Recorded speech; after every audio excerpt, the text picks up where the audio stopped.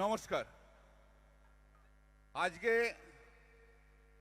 তৃণমূল ছাত্র পরিষদের উদ্যোগে আজ যে তৃণমূল ছাত্র পরিষদের প্রতিষ্ঠা দিবস,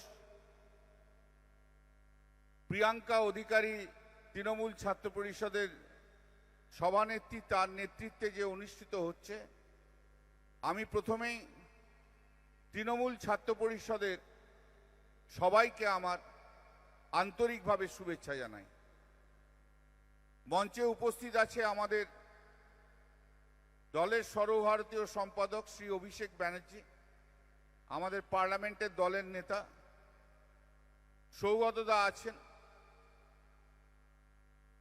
কুণাল এইমাত্র বলে গেল, আরো অন্যান্য সব নেতৃবৃন্দরা রয়েছে এবং সর্বোপরি যারা এসছেন, আমি প্রত্যেককে আন্তরিকভাবে শুভেচ্ছা জানাই।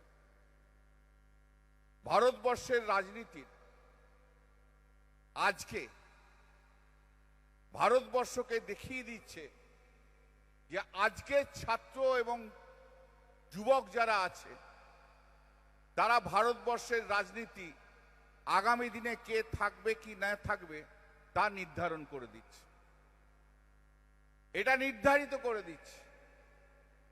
আমি জেনজিদের সেলাম জানাই, যেটা আমরা করতে পারিনি, কোনো রাজনৈতিক দল করতে পারেনি।